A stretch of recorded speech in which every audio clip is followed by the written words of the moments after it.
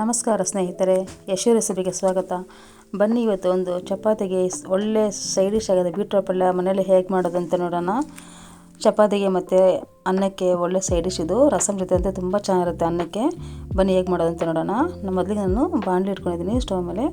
ಅದಕ್ಕೆ 2 table spoon ಆಗೋಷ್ಟು oil ಹಾಕ್ಕೊತಾ ಇದ್ದೀನಿ. ಸ್ವಲ್ಪ ಆಯಿಲ್ ಬಿಸಿ ಆಗಬೇಕು. ನಂತರ 1 ಟೇಬಲ್ ಸ್ಪೂನ್ ಅಷ್ಟು ಸಾಸಿವೆ ಹಾಕ್ಕೊತಾ ಇದ್ದೀನಿ. ಸಾಸಿವೆ ಸ್ವಲ್ಪ ಎಣ್ಣೆಲ್ಲೇ ಫ್ರೈ ಆಗಬೇಕು. 10 ಸೆಕೆಂಡ್ ಆಗುತ್ತೆ, ಫ್ರೈ ಆದರೂ ಸಹ ಆಗುತ್ತೆ. ಮತ್ತು 2 ಟೇಬಲ್ ಸ್ಪೂನ್ ಆಗೋಷ್ಟು ನಾನು ಕಡಲೆಬೇಳೆನ ಹಾಕ್ಕೊತಾ ಇದ್ದೀನಿ. ಕಡಲೆಬೇಳೆ ಅಷ್ಟೇ 10 to 20 ಸೆಕೆಂಡ್ ಆಗೋಷ್ಟು ಫ್ರೈ ಆದರೂ ಸಹ ಆಗುತ್ತೆ. ಇಷ್ಟು ಫ್ರೈ ಮಾಡಿದ್ಮೇಲೆ ನಾನು ಈಗ 6 to 7 ಹಸಿಮೆಣಸಿನಕಾಯಿನ ಸಣ್ಣದಾಗಿ ಕಟ್ ಮಾಡಿ ಇಟ್ಕೊಂಡಿದ್ದೀನಿ. ಅದನ್ನು ಹಾಕ್ಕೊತಾ ಇದ್ದೀನಿ. ಹಸಿಮೆಣಸಿನಕಾಯಿ ಎಣ್ಣೆಯಲ್ಲಿ ಹಾಕಿ ಫ್ರೈ ಮಾಡೋದ್ರಿಂದ 4 ನಿಮಿಷ ಚೆನ್ನಾಗಿ ಬಿಟ್ಕೊಳ್ಳುತ್ತೆ. ಮತ್ತು ಸ್ವಲ್ಪ ಕರಿಬೇವಿನ ಸೊಪ್ಪನ್ನು ಹಾಗೆ ಹಾಕ್ಕೊತಾ ಇದ್ದೀನಿ. ಎರಡನ್ನೂ ಸ್ವಲ್ಪ ನೀಟಾಗಿ ಎಣ್ಣೆಯಲ್ಲೇ ಫ್ರೈ ಮಾಡ್ಕೊತೀನಿ.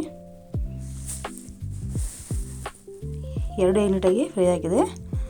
ನಾನೀಗ 2 ದೊಡ್ಡ ಸೈಜ್ ಆಗೋಷ್ಟು ಈರುಳ್ಳಿನ ಒಂದು ಬಟ್ಲಾಗಷ್ಟು ಕಟ್ ಮಾಡಿ ಇಟ್ಕೊಂಡಿದ್ದೀನಿ. ಅದನ್ನು ಸಹ ನಾನೀಗ ಹಾಕಿ ಫ್ರೈ ಮಾಡ್ತೀನಿ. ಈರುಳ್ಳಿ ಬೇಡ ಅನ್ನೋರು ಬೇಕಾದರೆ ಈರುಳ್ಳಿ ಸ್ಕಿಪ್ ಮಾಡಿಬಿಟ್ಟು ಕಡಲೆಬೇಳೆ ಮತ್ತು ಹಸಿಮೆಣಸಿನಕಾಯಿ ಸಾಸಿವೆ ಒಗ್ಗರಣೆ ಕೊಟ್ಕೊಂಡು ಬೇಕಾದರೆ ಹಾಗೆ ಮಾಡೋದು ಚೆನ್ನಾಗಿರುತ್ತೆ.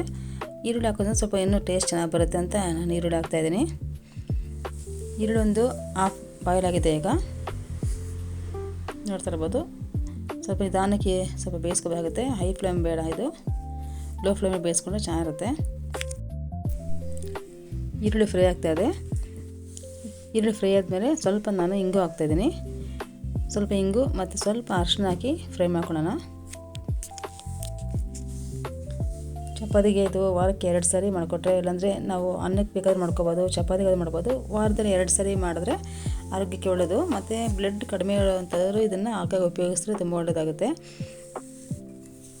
ನೋಡಿ ಇಷ್ಟು ಫ್ರೈ ಆಗಿದೆ. ಸ್ವಲ್ಪ ನನಗೆ ಸ್ವಲ್ಪ ಈರುಳ್ಳಿ ಬೇಗ ಫ್ರೈ ಆಗಬೇಕಂದ್ರೆ ಒಂದು ಸ್ವಲ್ಪ ನಾನು ಉಪ್ಪು ಹಾಕ್ಕೊತಾ ಇದ್ದೀನಿ. ಈರುಳ್ಳಿಗೆ ಫ್ರೈ ಆಗೋದಕ್ಕೆ ಎಷ್ಟು ಬೇಕೋ ಅಷ್ಟು ಮಾತ್ರ ಹಾಕ್ಕೊತೀನಿ. ಆಮೇಲೆ ನಾವು ಪಲ್ಯಕ್ಕೆ ಸ್ವಲ್ಪ ಆ್ಯಡ್ ಮಾಡಬೇಕಾಗುತ್ತೆ. ಉಪ್ಪು ಹಾಕಿದ್ಮೇಲೆ ಸ್ವಲ್ಪ ಲೋ ಫ್ಲೇಮಲ್ಲಿ ಸ್ವಲ್ಪ ಬೇಗ ಫ್ರೈ ಮಾಡಬೇಕು. ಈರುಳ್ಳಿ ತುಂಬ ಫ್ರೈ ಮಾಡೋದು ಬೇಡ, ಮುಕ್ಕಾಲು ಭಾಗ ಬೇಯ್ದು ಫ್ರೈ ಮಾಡ್ಕೊಂಡು ಸಾಗುತ್ತೆ. ನಾನು ಅರ್ಧ kg ಆಗೋಷ್ಟು ಬೀಟ್ರೋಟನ್ನು ತೊಗೊಂಡಿದ್ದೆ. ಅದನ್ನು ತುರಿದು ಸಹ ಮಾಡ್ಬೋದು, ಇಲ್ಲಾಂದರೆ ಈ ಥರ ಕಟ್ ಮಾಡಿ ಮಾಡ್ಬೋದು. ಕಟ್ ಮಾಡಿ ಮಾಡಿದೆ ಪಲ್ಯಗಳು ತುಂಬ ಚೆನ್ನಾಗಿರುತ್ತೆ. ತುರಿದು ಅಂದರೆ ಸ್ವಲ್ಪ ಬೇಗ ಟೈಮ್ ಸಹ ಆಗಲ್ಲ ಅನ್ನೋರು ಬೇಗ ತುರಿದು ಮಾಡ್ತಾರೆ. ಕಟ್ ಮಾಡಿ ಸ್ವಲ್ಪ ಟೈಮ್ ಹಿಡಿಯುತ್ತೆ. ಹಾಗಾಗಿ ನಾನು ಮನೇಲಿ ಫ್ರೀ ಇರೋದ್ರಿಂದ ಸ್ವಲ್ಪ ಕಟ್ ಮಾಡಿ ಮಾಡಿದ್ರೆ ಮಕ್ಕಳಿಗೆ ಎಷ್ಟಾಗುತ್ತೆ. ತುರಿದು ಸ್ವಲ್ಪ ಅವ್ರು ಇಷ್ಟಪಡಲ್ಲ. ಹಾಗಾಗಿ ನಾನು ಈ ಥರ ಕಟ್ ಮಾಡಿ ಸಣ್ಣ ಕಟ್ ಮಾಡಿ ಫ್ರೈ ಮಾಡಿಕೊಂಡು ಆ್ಯಡ್ ಮಾಡ್ತಾಯಿದ್ದೀನಿ. ಯಾಕೆ ನಾವು ಡ್ರೈ ರೋಸ್ಟ್ ಮಾಡೋದ್ರಿಂದ ಸ್ವಲ್ಪ ತಳೆ ಇಟ್ಬಿಡುತ್ತೆ. ಹಾಗಾಗಿ ನಾನು 2 ಟೇಬಲ್ ಸ್ಪೂನ್ ಆಗೋಷ್ಟು ನೀರು ಹಾಕ್ತಾಯಿದ್ದೀನಿ. ನೀರು ಹಾಕ್ಬಿಟ್ಟು ಒಂದು 5 ನಿಮಿಷ ಲಿಡ್ ಕ್ಲೋಸ್ ಮಾಡಿದ್ರೆ ಇನ್ನೂ ಬೇಗ ಬೇಯುತ್ತೆ. ಹಾಗಾಗಿ ತಿರುಕೊಡ್ತಾ ಇರಬೇಕು. ಲಿಡ್ ಕ್ಲೋಸ್ ಮಾಡಿ ಆಗಿ ಬಿಡಬಾರ್ದು. ಲೋ ಫ್ಲೇಮ್ ಇಟ್ಕೊಂಡು ಲಿಡ್ ಕ್ಲೋಸ್ ಮಾಡಿಬಿಟ್ಟು ಆಮೇಲೆ ತಿರುಕೊಡ್ತಾ ಇರಬೇಕು. ನೋಡಿ ಇಷ್ಟು ಈ ಥರ ಫ್ರೈ ಆಗ್ತಿದೆ. ನೀರಿನ ಅಂಶ ಹೋಗೋವು ಸ್ವಲ್ಪ ನಾವು ಫ್ರೈ ಮಾಡಬೇಕಾಗುತ್ತೆ. ತುಂಬಾ ಮೆತ್ತಗೆ ಬೇಯಿಸ್ಕೋಬಾರ್ದು. ಪಲ್ಯ ತುಂಬ ಮೆತ್ತಗಾದರೂ ಚೆನ್ನಾಗಿರೋದಿಲ್ಲ. ನೋಡಿ ಈಗ ತಿರುಕೊಟ್ಬಿಟ್ಟು ಮತ್ತೆ ಹಾಗೆ ನೋಡಿ ನೀರಿನ ಅಂಶ ಇದ್ದರೆ ಮತ್ತೆ ಇನ್ನೊಂದು 2 ಸೆಕೆಂಡ್ ಆಗೋಷ್ಟು ಇಲ್ಲ 5 ಮಿನಿಟ್ಸ್ ಆಗೋಷ್ಟು ಬೇಯಿಸ್ಕೋಬೇಕಾಗುತ್ತೆ.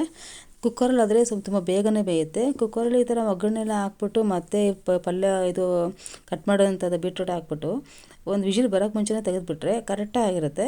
ಇಲ್ಲಾಂದರೆ ನಾವು ಬೇಕಾದರೆ ನೀರಲ್ಲಿ ಬೇಯಿಸ್ಕೊಂಡು ನೀರು ಬಗ್ಗಿಸ್ಕೊಂಡು ಆಮೇಲೆ ಬೇಕಾದ್ರೆ ಒಗ್ಗರಣೆ ಬೇಕಾದ್ರೆ ಕೊಡ್ಬೋದು. ನೋಡಿ ಆಲ್ಮೋಸ್ಟ್ ಈಗ ಇದು ಪಲ್ಯ ನೀರಿನ ಅಂಶ ಎಲ್ಲ ಎಳ್ಕೊಂಡು ಡ್ರೈ ಆಗಿದೆ ಸ್ವಲ್ಪ. ಈಗ ನಾನು ರುಚಿಗೆ ತಕ್ಕಷ್ಟು ಉಪ್ಪು ಹಾಕ್ತಾಯಿದ್ದೀನಿ. ಫಸ್ಟೇ ನಾವು ಈರುಳ್ಳಿ ಫ್ರೈ ಮಾಡಬೇಕಾದ್ರೆ ಸ್ವಲ್ಪ ಉಪ್ಪು ಹಾಕಿದ್ವಲ್ಲ, ಹಾಗಾಗಿ ಸ್ವಲ್ಪ ಇದಕ್ಕೆ ಬೀಟ್ರೋಟ್ಗೆ ಎಷ್ಟು ಬೇಕಾಗುತ್ತೆ ಅಷ್ಟು ನೋಡಿಕೊಂಡು ಉಪ್ಪು ಹಾಕ್ತಾಯಿದ್ದೀನಿ. ನೀಟಾಗಿ ಮಿಕ್ಸ್ ಮಾಡಿಕೊಂಡು ಮತ್ತೆ ನಾನು ಲಿಡ್ ಕ್ಲೋಸ್ ಮಾಡಿ ಒಂದು 2 ಮಿನಿಟ್ಸ್ ಬಿಟ್ಟಿದೆ. ಮತ್ತು ನೋಡಿ ಈಗ ನೀಟಾಗಿ ಒಂದೇ ಹದವಾಗಿ ಬೀಟ್ರೋಟ್ ಪಲ್ಯ ರೆಡಿಯಾಗಿದೆ. ನೀರಿನ ಅಂಶ ಎಲ್ಲ ಡ್ರೈ ಆಗಿ ಕರೆಕ್ಟಾಗಿ ಬಂದಿದೆ. ಈಗ ಇದಕ್ಕೆ ನಾನು ಒಂದು ಬಟ್ಲಿಗೆ ಆಗೋಷ್ಟು ಕಾಯಿ ತುರಿ ತುರಿದಿಟ್ಕೊಂಡಿದ್ದೀನಿ, ಅದನ್ನು ಹಾಕ್ತಾಯಿದ್ದೀನಿ. ಕಾಯಿ ತುರಿ ಹಾಕಿದ್ರೆ ತುಂಬ ಇನ್ನೂ ಚೆನ್ನಾಗಿ ಬರುತ್ತೆ. ಬೇಡ ಅನ್ನೋ ನೀವು ಬೇಕಾದರೆ ಹಾಕೊಂಡು ಬೇಡ ಅಂದರೆ ಬಿಡ್ಬೋದು. ಕಾಯಿ ತುರಿ ಹಾಕಿದ್ರೆ ಚೆನ್ನಾಗಿರುತ್ತೆ. ನೀಟಾಗಿ ಮಿಕ್ಸ್ ಮಾಡ್ಕೊಂಡೋಣ. ಹಾಗೆ ಸ್ವಲ್ಪ ಕೊತ್ತಂಬರಿ ಸೊಪ್ಪನ್ನು ನಾನು ಹಾಕ್ತಾಯಿದ್ದೀನಿ. ಈಗ ಹಾಕ್ತಾಯಿದ್ದೀನಿ, ಲಾಸ್ಟಲ್ಲಿ ಹಾಕ್ತಾಯಿದ್ದೀನಿ. ಕೊತ್ತಂಬರಿ ಸೊಪ್ಪನ್ನು ಹಾಕಿ ನೀಟಾಗಿ ಮಿಕ್ಸ್ ಮಾಡಿ ಒಂದು ಒಳ್ಳೆ ಕಾಂಬಿನೇಷನ್ ಚಪಾತಿಗೆ ಬೀಟ್ರೋಟ್ ಪಲ್ಯ ರೆಡಿಯಾಗಿದೆ. ಚಪಾತಿಗೆ ಅಂತೂ ತುಂಬ ಚೆನ್ನಾಗಿರುತ್ತೆ ಅದು. ನೋಡಿ ಫ್ರೆಂಡ್ಸ್, ಬೀಟ್ರೋಟ್ ಪಲ್ಯ ರೆಡಿಯಾಗಿದೆ. ನಾನೀಗ ಚಪಾತಿ ಮಾಡಿ ನಿಮಗೆ ಸರ್ವ್ ಮಾಡಿ ತೋರಿಸ್ತಾ ಇದ್ದೀನಿ. ಬನ್ನಿ ಈ ಚಪಾತಿ ಜೊತೆ ಬೀಟ್ರೋಟ್ ಪಲ್ಯ ನೀವು ಸವಿಯಿರಿ, ಮನೇಲಿ ಮಾಡಿ. ಬೀಟ್ರೋಟ್ ಪಲ್ಯ ಹೇಗೆ ಬಂತು ಅಂತ ಒಮ್ಮೆ ಟ್ರೈ ಮಾಡಿ.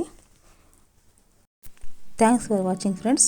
ಈ ವಿಡಿಯೋ ಇಷ್ಟ ಆದರೆ ಲೈಕ್, ಶೇರ್ ಆ್ಯಂಡ್ ಸಬ್ಸ್ಕ್ರೈಬ್ ಮಾಡಿಕೊಡಿ. Thank you friends.